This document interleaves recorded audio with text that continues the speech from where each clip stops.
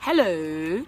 So, we've been talking a little bit about financial planning, budgeting, getting your shit together because it is the beginning of the year, and we need to make sure that by the end of the year, when we look back into our financial journey of 2017, we are happy with ourselves, right? Now, the one thing that I realized going over the videos since we started is that we talk about debt and we talk about skoloto like it's something that people kind of wish upon themselves. And I, for personally myself, wanted to apologize to everybody that I've made to feel like being in debt, is something that they wanted and they brought upon themselves willingly. Okay, maybe not willingly because you're a willing participant, but sometimes it's not out of ignorance, but sometimes it's out of not knowing, not knowing that you're getting yourself in this kind of debt.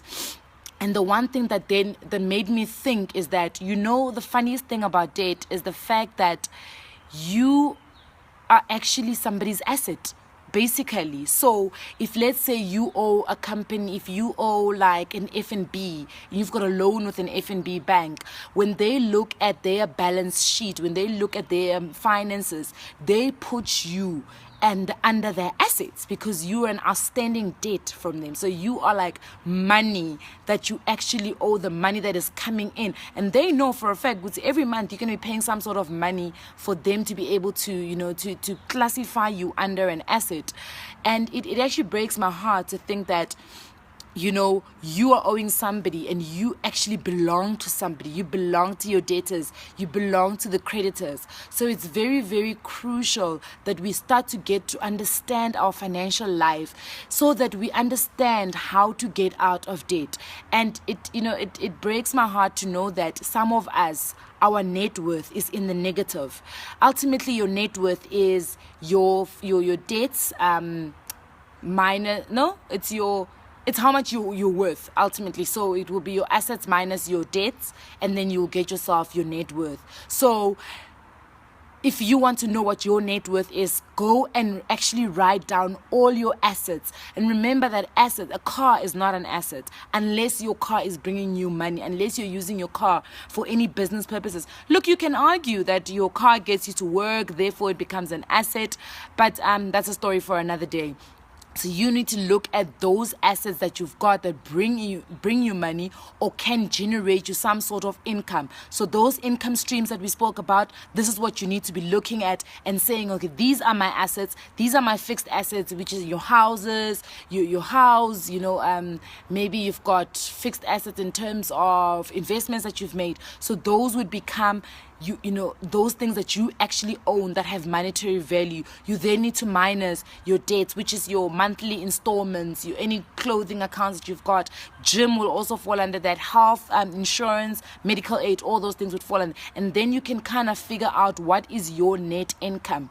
Now, what's very important is that you need to know how much you owe. Credit bureau can't be the only person who can tell you. Sorry, apparently I must stick to English. Credit bureau cannot be the only company, like what are they called? TransUnion, Hyperion, or whatever they call themselves. They can't be the only people who can tell you how much you owe. You need to know your financial life. And the one most difficult thing that we always try to shy away from is creating a budget, is knowing what our financial standing is. And let me tell you, you will never ever be able to know how much additional money you need up until the day you decide to sit down, be honest with yourself, and write down what are your debts, what are your expenses, what are your income, what's your income, where are you getting additional money. That is the only way you will know. Because sometimes we all think we need additional money, but we don't know how much it is. We're not clear. We go into the new year, we go get a promotion at work, we want to negotiate a salary, but we don't even know how much we need. You need to go in there. If you're going to be negotiating a new salary, you need to go in there knowing how much you need. Because sometimes we think, oh no, I could do with an additional 5,000 Rand. But additional 5,000 Rand is not going to help you. All it's going to move you is from that uncomfortable payment every month, your credit card, and then eventually, after 3 months of you being on the new salary, you already now using that additional 5,000 Rand that you don't even feel the difference that it's making anymore. And that's because you don't know how much you actually need. You as a person need to understand your finances. You need to know how much you need. You need to know how much. If you are saying, I'm looking for an additional income stream, you need to know how much that income stream needs to make you. That's number one. Number two, you need to move to a point where you are getting passive income, because there's also no point in you getting these additional income streams and creating them, but that money is all active income, which then means you need to spend time for you to be able to make that money, because then it doesn't make sense, because then you're spending way too much time. It is an exchange, so your income is an exchange for your income. You need to find ways in which you can make passive income, and I'm not saying it's easy. I'm not saying you're going to wake up tomorrow and all these ideas are going to flow into your head and you're going to have all these opportunities to create that passive income. But we need to strive to a point where we do that. And the only way you can do it is to actually sit down for once in your life and be honest with yourself. Be honest with yourself, because sometimes that additional income that you need is actually already there. It's spent in hair, it's spent in takeaways, it's spent in nails, it's spent in taking people out, spent in hosting people, where now you are the guy who hosts everyone, you know. Every time people come to your house, you're buying them drinks, you're buying the charcoal for the bride, you're buying the food, you're buying the salad. No. That's where you're going to find your additional income. And this is some of us. There are some of us who are literally living towards the end, like we are here. Literally, and we do need that additional income. And the only way to find out what it is for you to actually sit down and say, how much do I need? One. Number two, what am I good at? Because the argument is that people say, but we need funding for us to start businesses so that we can make money. Hi guys, no ways. It's not always like that. You can find additional income without having any additional money. Maybe just a little bit of your data, a little bit of your time, and a little bit of just, sitting down and thinking. I was saying the other day to a friend of mine, you are a lawyer by profession. Can you practice property law? And he said, yeah, I can practice some sort of property law. I said, well, then people in this country are struggling to understand property law. They're struggling when they go and sign OTPs and don't realize that our offer to purchasers are actually binding.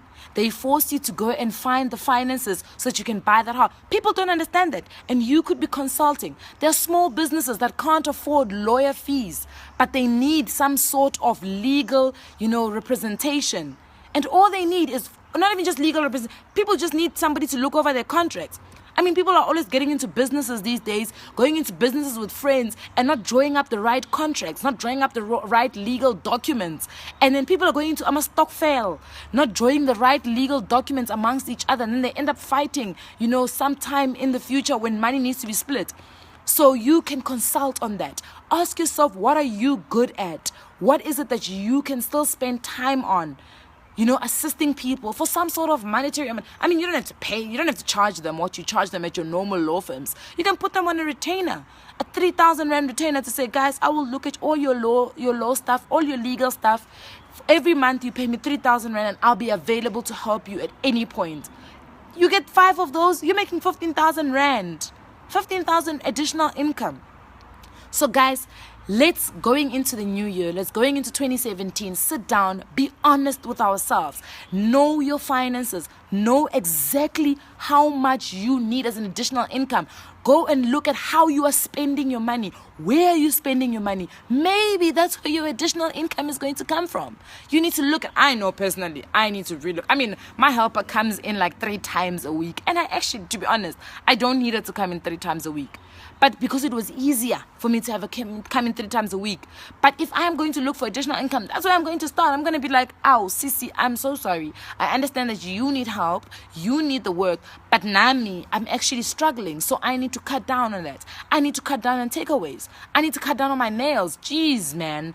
I mean, I do my nails like almost every 3rd week. I need to stop that. And that's where I'm going to find my additional income. Luckily, I've done so well not to have clothing accounts, not to cut out my gym. But if it doesn't help if I cut those things out, if I'm adopting other bad financial decisions and bad habits.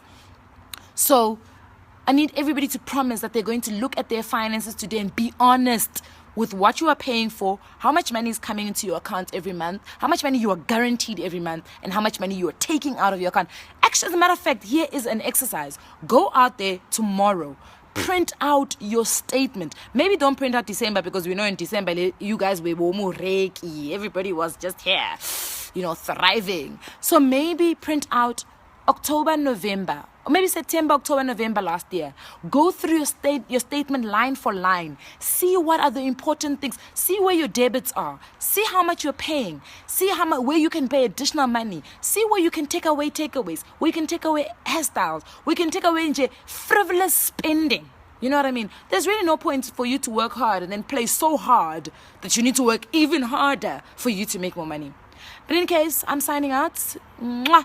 Next video, I think we'll talk a little bit about, people have been asking me to speak about relationships, having relationships and dealing with finances in relationships. Obviously, I'm not a married woman, but I have dated, and I kind of have an understanding of money issues in relationships and how they can affect a relationship or how they can build one. So that's what I'll try to speak on next week. Mwah.